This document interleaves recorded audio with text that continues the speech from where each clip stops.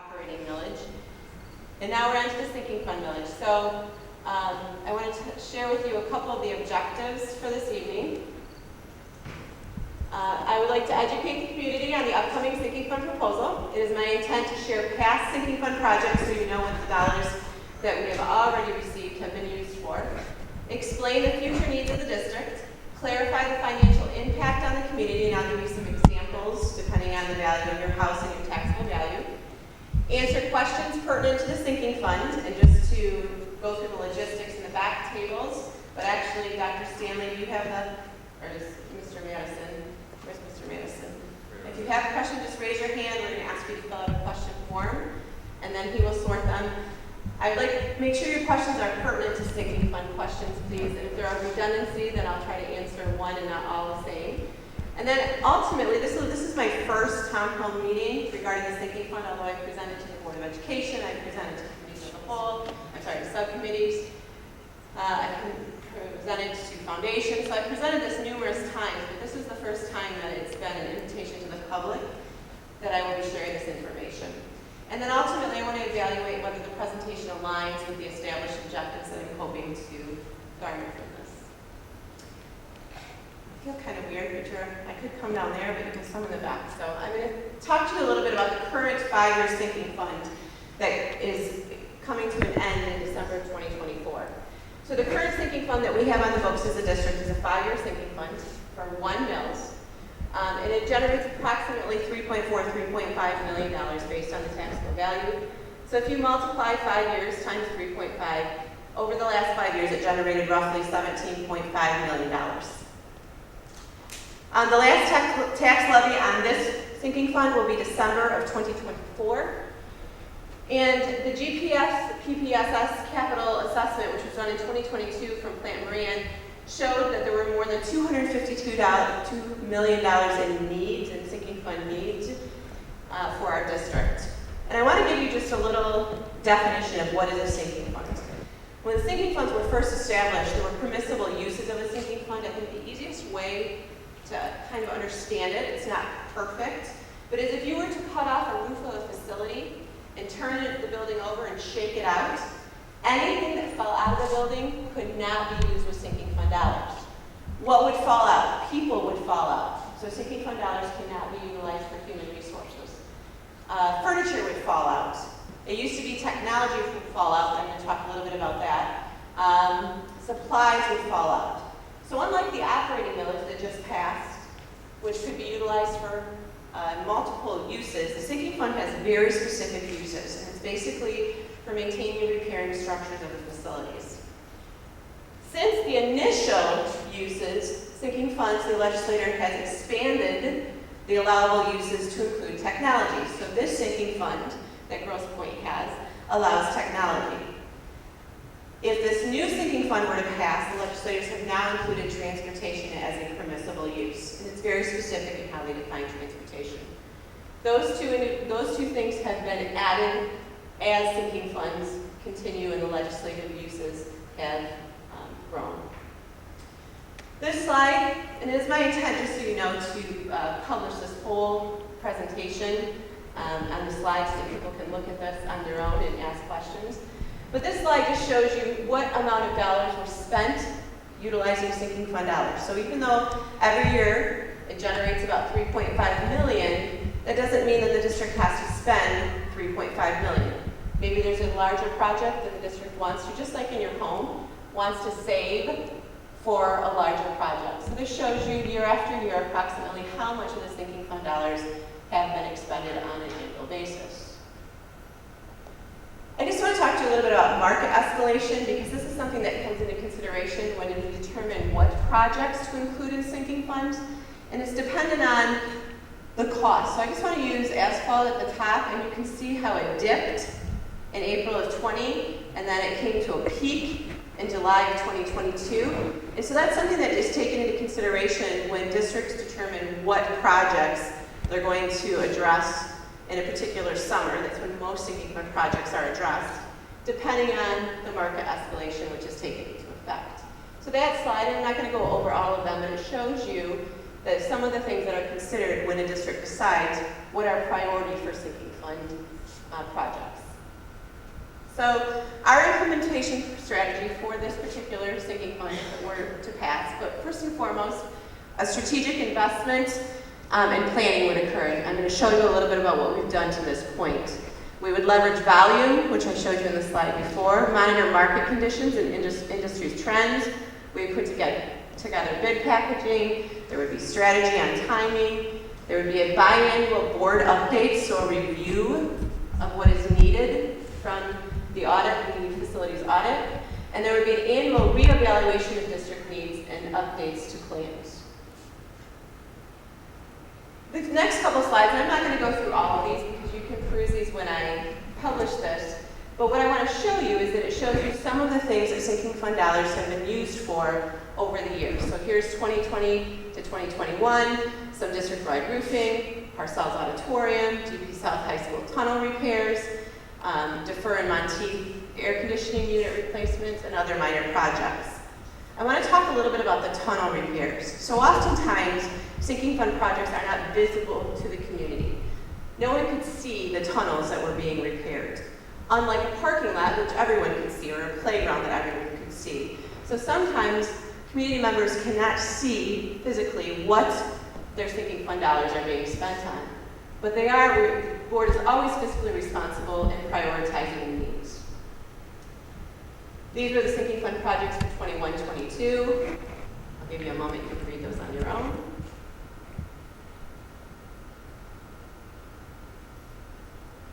22-23, common theme of roofing.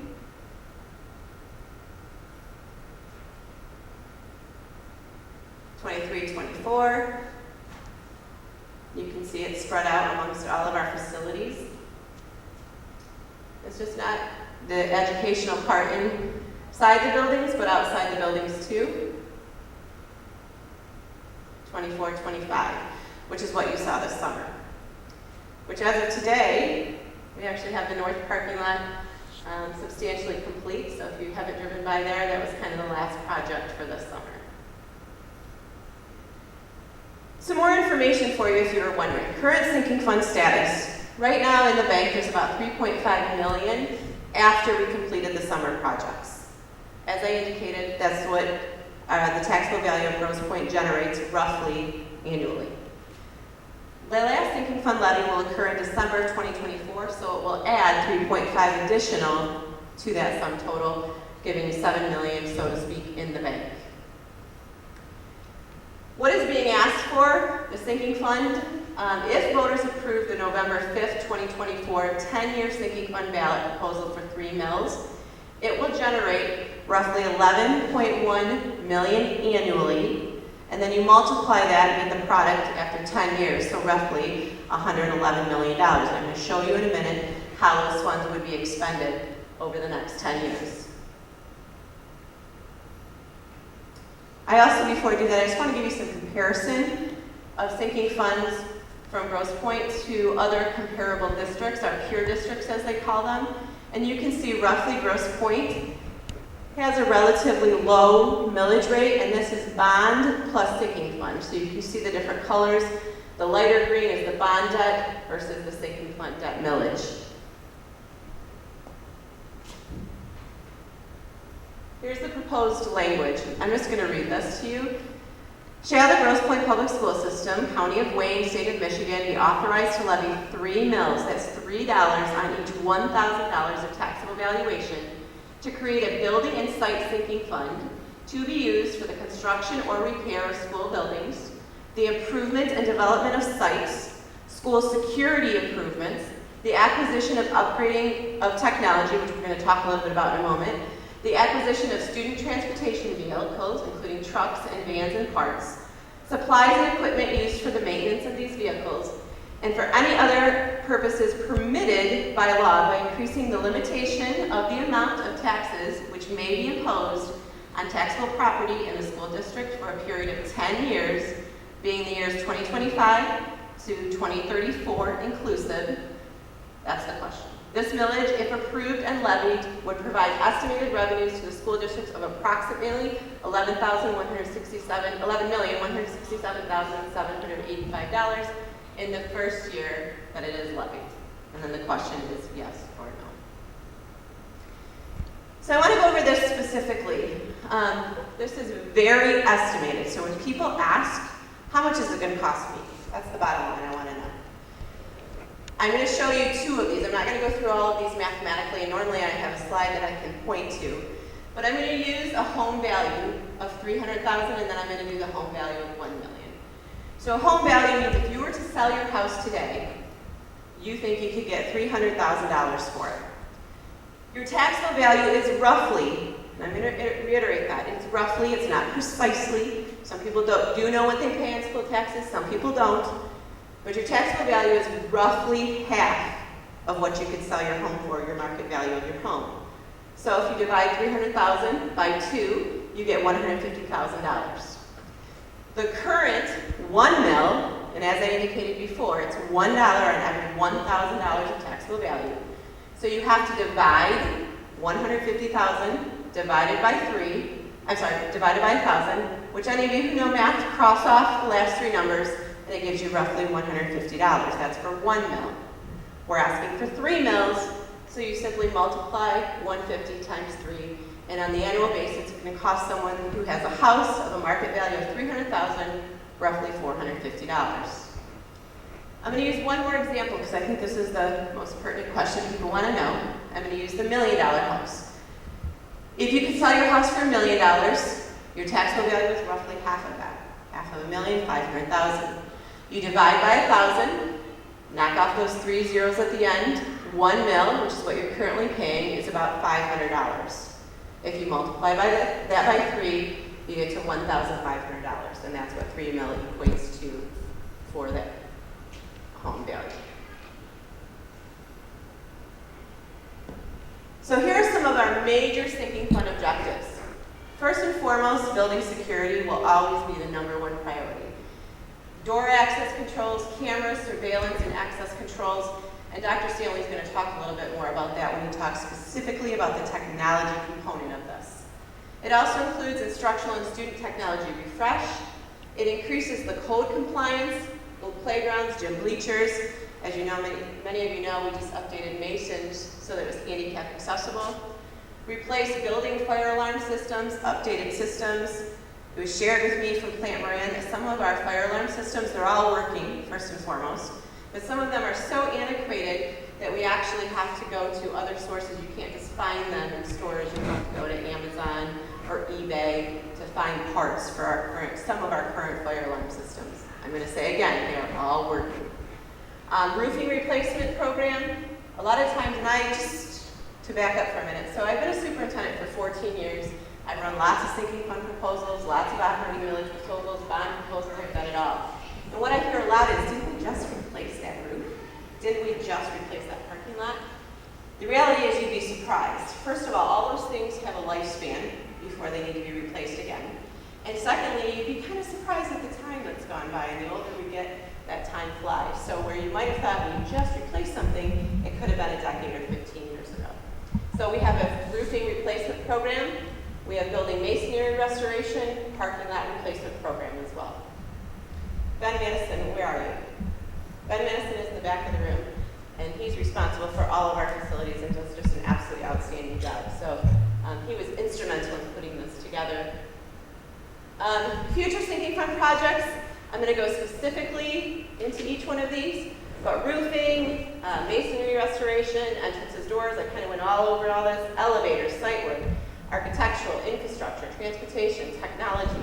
It's all encompassing, and these are all permissible use through sinking fund dollars. So specifically, what do we plan to do over the next 10 years? We can't delineate year for year what we're going to do because, and this is the example I get, you save money and you're going to get a new dishwasher. And you saved enough money to buy that dishwasher, and all of a sudden the refrigerator breaks. And now you have to weigh what's more important. The refrigerator that wasn't originally in the budget, and so you defer costs and buy the refrigerator. It's more important than a dishwasher, arguably. So we do that all the time. But over the next 10 years, how we get to the sum total of $111,000 is right here. Roofing at 12.8, masonry at 8.2. Again, I'm not going to go all over all of these other than to say I do want to point out the instructional technology component, 19 million for instructional technology, 10.9 for non-instructional technology, and 6.7 for soft costs, which are contingency, design, and escalation. I share that with you because in a moment, Dr. Stanley, who's our technology director, is going to expound upon that. Before I leave this slide, I want you to know that in 2022, Plant Moran did an audit of all of the facilities in Grosse Pointe and determined that there are $252 million in needs. Of that, 1 to 3 year needs was about $150 million. My point in sharing that is that we don't even get close to that. So we're doing, again, prioritizing what can wait while we do something else. Somebody asked me in one presentation, then why are we only going for 3 mills? And the answer is that's the most you can go for. These are projects that are not included that I think it's really important for our community to understand. Right now, as we plan out, and like I said, anything can change, but as we plan, the major things that are not included is middle school pool renovations. Years ago, someone had the foresight to build beautiful facilities in Grosse Pointe. Amazing facilities. The average age of a facility, does anyone want to guess? No, you know. 81 years, I'll tell you. That's the average age of our facilities. The pools are beautiful and very forward-thinking for that time, and I commend the builders of these facilities and the community that supported them. It costs a lot of money to maintain those. That doesn't mean that we're just going to leave them alone. We'll do minor repairs to our pools, lighting. If something minor happens, we'll certainly repair that. But if the pool gets a crack in the foundation, that's an incredible expense that is not included in here. The other thing, as I shared with you, classroom furniture is not included, and district-wide air conditioning is not included. So people have asked that, and I wanted to share that. So the success factor will be an annual reevaluation. There are changes in technology. Right now I don't have my badge on, but we have keyless entry. Maybe in 10 years it's a thumbprint or an eye. So things are changing all the time, curricular-wise as well as technology. Building code changes. Anyone who's in construction business knows codes are constantly changing. There are legislative changes that require us to do certain things with our facilities. Market escalation I've already talked about. Labor and material availability, district enrollment changes. If you've watched any board meeting, I've shared that trend over the last few years, and unanticipated changes to facilities and site needs. I wanted to go back to one thing I forgot. This, you see at the bottom of this, and I think I need to address this, you see $10 million for unforeseen emergencies. That's $1 million a year for each of the 10 years. That's kind of to do the refrigerator repair, things that a sinkhole that might come up, and I've had that happen in my previous district. You're cruising along, thinking you're doing really well, following your plan, and something massive happens. A boiler break, something happens with your HVAC that has to be repaired. The plumbing, the tunnels, I mean, you can't just let that kind of stuff go. So there is the unforeseen. But if the unforeseen exceeds the budgeted amount for that year, that's when you have to defer costs to different projects. All right. Some supplemental information. So the 10-year plan sets the direction and the framework moving forward for 10 years. I told you before that it will be revisited on an annual basis, and the board will look at it and see, are we still on target? Is this what we want to do? Are there more imminent needs that need to be addressed prior to the plan? I equate it to a teacher that has a great lesson plan for the day, and something happens in the world, and they scratch that lesson plan and teach something different, a real-world application. The same thing happens with sinking funds. You have a plan, that doesn't mean you're absolutely going to follow the plan.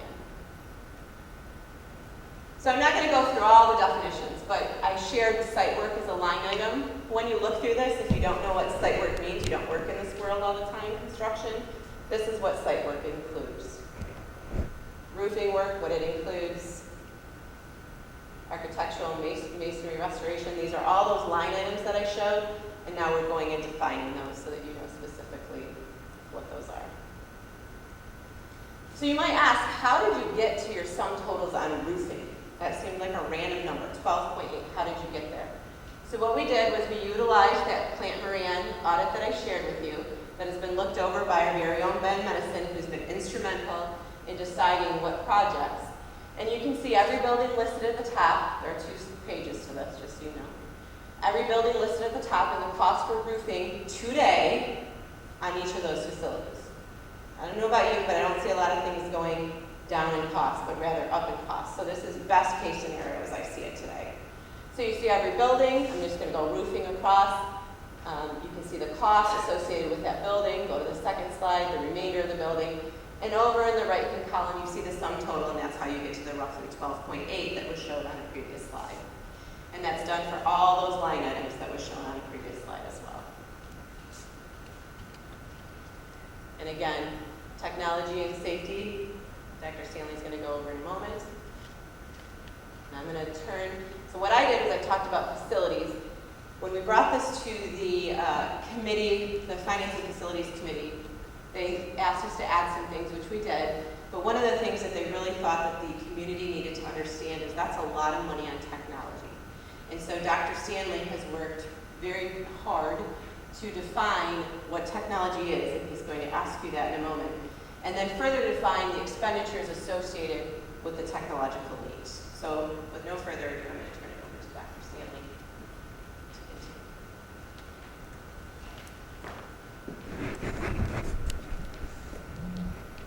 Thank you, Dr. Tuttle. So first off, I want to apologize because I know quite a few people in this room have already seen this presentation, so I'm going to ask if my first version of this was better than this version. We'll see where it goes. But as Dr. Tuttle was discussing, one of the big questions that we do like to ask, especially when it comes along with educational technology or just technology in schools, what is that? When you think about technology in schools, I think for the most part, a lot of people just think about a device, right? So they think about a Chromebook, they're thinking about a staff laptop, they're thinking about an iPad.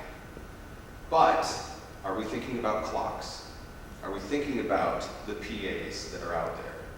There's so much that needs to happen with technology in order for an organization to run, not only just in the classroom, but in the background as well. And so what we did with technology was really take a look at what does this cost look like over the course of the next 10 years, and what is truly needed in order to continue to be the premier school district that we are. So I'm going to give you a little bit of that backstory as it goes along, because technology is just so much more than any of the devices that our students are using. It really is that safety and security feature too. Thanks to the bond that passed in 2018, we were able to increase our usage of security, whether that is the cameras that we have, especially our door access controls too. So we have so many exterior doors now that we're able to run on an automated system. Right? They can unlock on their own, and they can certainly lock when needed to as well. As Dr. Tuttle had mentioned before, every single staff member has a badge. And it's not just because it's more convenient that we don't have to use a key anymore. That is true. I absolutely like that. But what's also nice about this feature is we always know who is coming and going in our building. And so if an issue ever were to occur, we're able to say, oh, it was this badge that was specifically used. Or you can turn that badge off too, if you ever need to. So those are some of the security features that truly do align with technology as it goes along. Efficiency is important as well, because our staff and our entire organization depends on as much internet uptime as possible. It's really important for my technology staff to be able to know if something ever goes down. So long gone are the days where if the internet goes down at Richard, that I have to wait for a phone call from Principal Kernan to say, hey, something's amiss. My staff already knows. They're able to get that alert. So efficiency is really key so that we can keep that uptime as much as possible. So really, school technology powers teaching, learning, and all of the operations. So quick little backstory. I won't go too long into this, but I've been lucky enough to be in this district for going on 8 years. And when I became the Director of Instructional Technology here in the district, I was extremely excited because I absolutely love this school system. Grosse Pointe Public School System just means so much to me. And I live here, I send my kids here to this school district. And so I couldn't wait to be part of creating that vision of what technology looks like. But I will tell you, in 2017, this was prior to the bond, we were lacking in the use of technology, and not just in the instructional component, but in the organizational level too. So I have a couple of pictures that I want to show you. Over in that bottom left-hand corner, this is a phone literally taken from the first season of The Office, which was from 2005. Up until a few years ago, those were the exact same phones that were sitting on all of our desks. And I can't even tell you how many times at the beginning of the school year, my staff would have to purchase zip ties from Amazon to make sure that those stands would actually be standing properly on a teacher's desk. So we had a lot of Band-Aid fixes that we had to do. Also, we were very, very lucky that the Grosse Pointe Foundation years ago had purchased smart board devices in all of our classrooms. It was great. It really changes how we can view instructional technology. However, they were on projectors, and we had gotten to the point that these projectors were so dim, and we had to continue purchasing and replacing those, that teachers had their classroom lights off all the time. I'd be walking through Grosse Pointe South, and you would just see that these classroom lights were off, and students were having to squint their eyes to actually take a look and see what was at the board. My second grade daughter at the time, she was over at Pointe, and she would tell me the story that she actually wouldn't even look at the board. She would have to take a look at the teacher's desktop, because that was a lot clearer. So here she is in the back of the room, having to stare at the teacher's desktop because he couldn't even see what was going on in the front. So that really does matter. We had 10 to 14-year-old copy machines, and our Wi-Fi was very, very limited. Nowadays in 2024, with all of us in the room, I bet we all have 3 to 4 connected devices with us. It was a little hyperbole, I guess, but maybe we've got 2 to 3. Whether it's your watch, your smartphone, your laptop that you're bringing with you, they all have to connect to something. And so we have to be able to meet that expectation of what that can look like within an organization. Also, we had some security cameras at our secondary level, none at the elementary. I think we might have had, like, at our intercom system as you enter the doors, but no security cameras at our elementary schools and very limited at our secondary. And it's just really difficult in order to be able to utilize your day-to-day. So as I stated before, our results really were Band-Aid fixes. I can't even tell you how much of my staff really had to go into classrooms all the time to be able to fix these items that were just extremely outdated devices. We had dark classrooms, it was constant tech repairs, and to be honest with you, without having the door access control, as many security cameras as we do now, it did feel less secure at that time. So, again, because of the bond that did pass, we were able to create that vision of what we feel modern day technology looks like, but also how do we just continue to hit that upkeep of what 2018, 2020, 2024 really should look like. So, with the passing of the bond, we moved from stationary desktops to laptops. And what that does for teachers is that allows them the ability to access their items anywhere. They can collaborate with other staff members, not just in their classroom. They can move anywhere within the building to be able to do so. They can take those devices home with them. Accessibility was big too. As you know, Schoology has been in our district for quite some time. That's our learning management system, where students now can access all of their instructional information. And the teachers can share that information too. So that was big. How do we create this robust environment so that kids can wirelessly access? Creativity was big. Collaboration is big. Again, you're really looking for ways to learn beyond the walls. And again, as stated before, but I can't state enough, safety and security was really important. So a lot of the updates that we've done since 2020 is we have laptops for staff, new interactive flat panels, so no longer does anybody need to squint their eyes. You see the lights that are on in the classroom, which really does change what learning looks like. We also do have a fiber ring that goes around our entire school district, so we have a great amount of bandwidth that is going to every single building. We have more door access controls and security cameras than before. We replaced our PAs and clocks. So, I mean, we had a PA system that was decades upon decades old in most of our buildings that were out there. It was great to be able to update that to go on a more automated schedule that way. We do have large area AV, so how I'm speaking with you right now, those have all been updated, and our phones were updated too. So, the clock keeps ticking though. As I shared with you, this was the passing of the 2018 bond. we really started all of those upgrades in 2020. So some of our buildings, we're going on year 4. And in the world of technology, that feels pretty old. It's time for us to start really looking and planning accordingly. So it's time sensitive. The moment you install, the countdown really begins. And so I share all of this with you because if you take a look at that technology feature and you go, wow, that's about $36 million out there, what is it that you're going to purchase? Everything that I'm sharing over here pretty much is to maintain what we already have. We're not talking about adding anything major, anything new. We're not looking to purchase something just because it's flashy or anything like that. It's to maintain what we currently have in the district. And in order to do that over the course of 10 years, it's going to take about $36 million. One of the things that is not included is going one-to-one, right? As you know, in the secondary buildings, we are a bring your own device school district, and that still is part of our plan to go along with that. Now, you will see, though, in a couple of these slides that I have the purchasing of Chromebooks, okay? Let me tell you why that's in there. At the elementary level, we are not bring your own device. We no longer have labs, computer labs in our elementary level, so all of our devices are on carts, okay?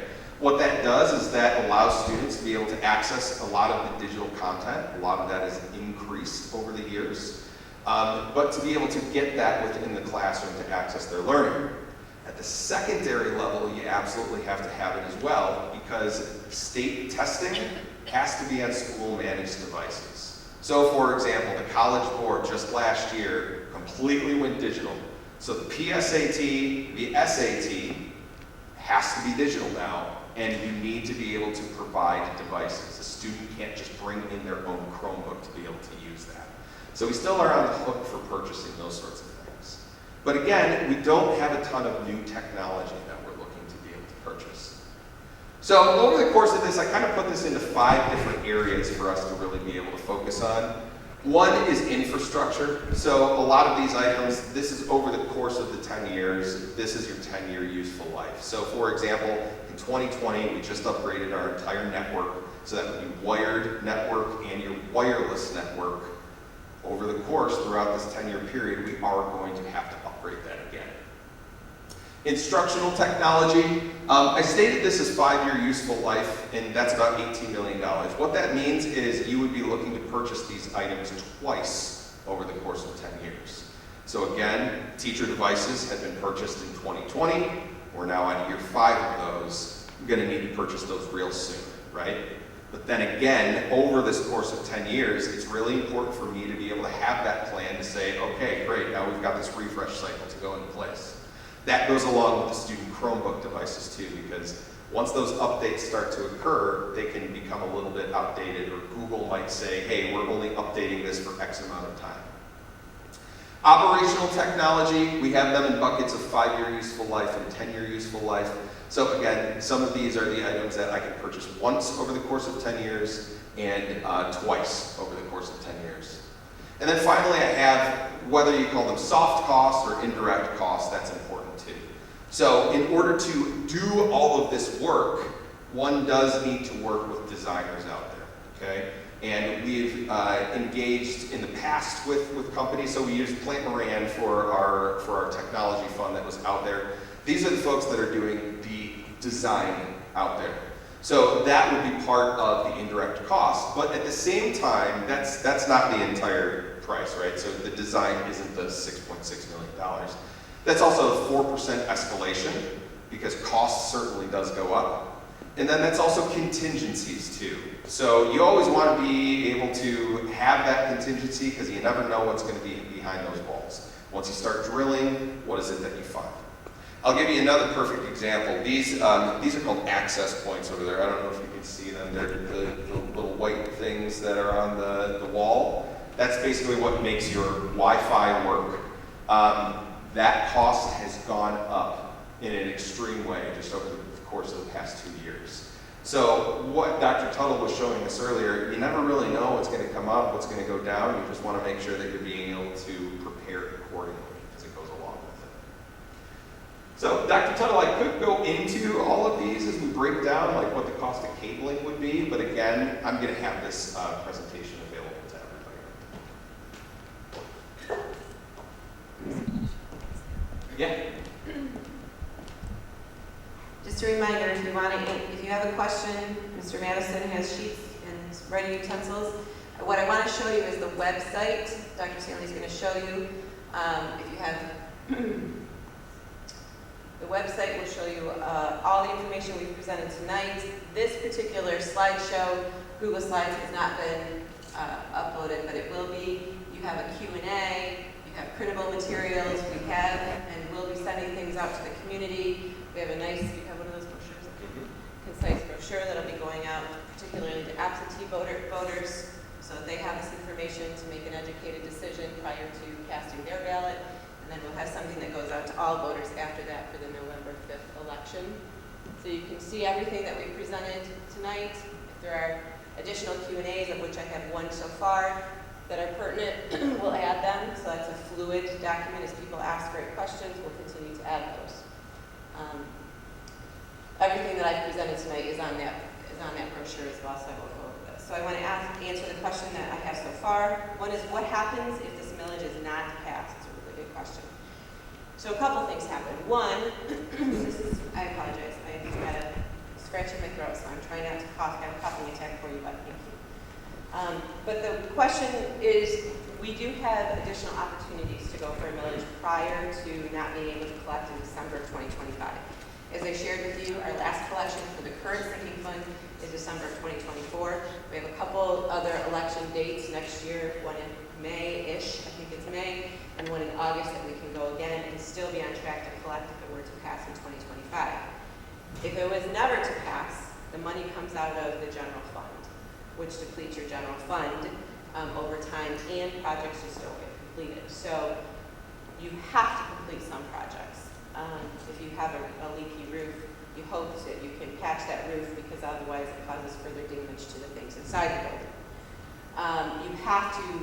You have to fix an HVAC, right? You have to have heat in the building. So the dry, clean things have to happen. What doesn't have to happen that might get pushed to a back burner is you might have a parking lot that just has potholes in it, and you can't afford to continue to improve that. So that's items that you have to take out of the general fund.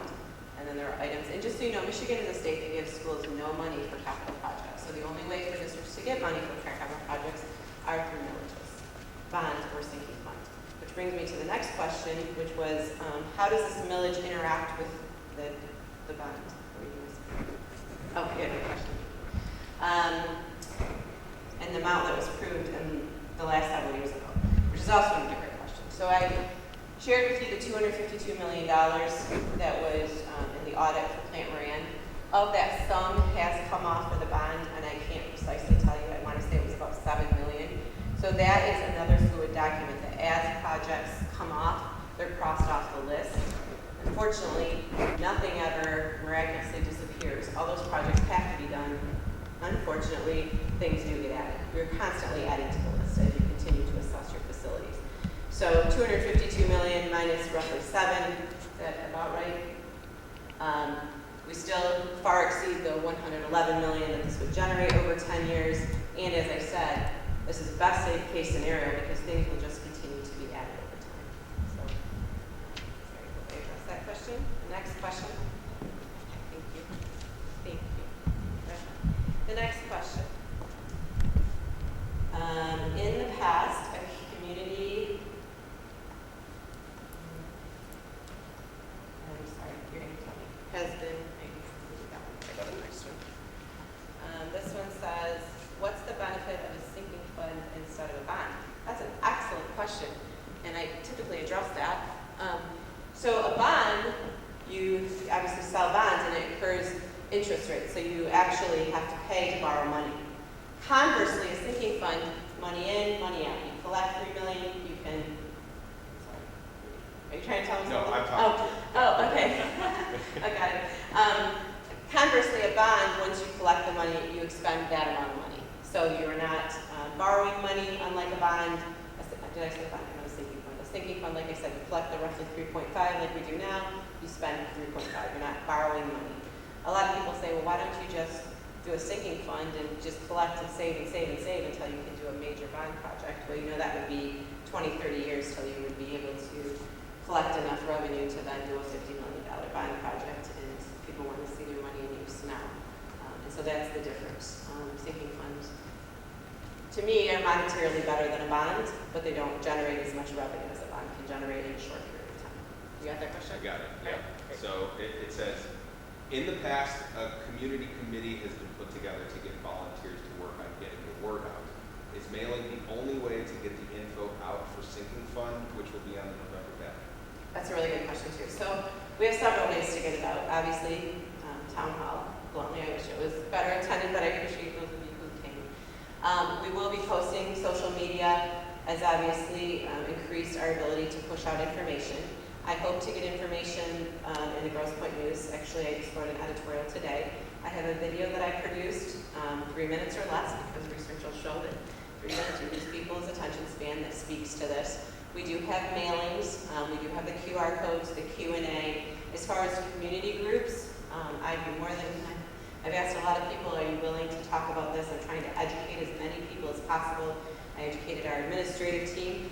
This, unlike operating villages, is a little more complicated. Operating is pretty straightforward. This is a bit more complicated, so my job is to educate in the hopes that people will then go educate their friends. And that's really that relationship building really is the best way to educate a bond. I tell 10 people and ask each of those 10 to tell 10 of their friends, and just to get the word out. I cannot advocate, I can only educate, and that was my intention for tonight. So just succinctly, I know I didn't distinctly answer the question. Right now, we have no plans for community groups, but that's certainly something that we can consider. Any further questions? Mr. Madison, that you received? I can't thank you enough for being here. This was kind of a, we wanted to see what the interest level. It's a beautiful night, and you're taking time away from your families, and I appreciate that you're just here wanting to be educated. Please get out and vote on November 5th. I hope that you have enough information to make an educated decision, whichever way you choose, but I'm very prideful to be living in Grosse Pointe. This school district, as if you've heard any of my interviews, kind of is near and dear to my heart as my mom grew up here, and so although I haven't lived here myself, except for the last 7 years, it's a pretty special place. Those stately facilities that you have, that we have, they cost a lot to maintain, but they're also the beauty and what makes this district really special and sets it apart from a lot of educational institutions. So, with nothing further,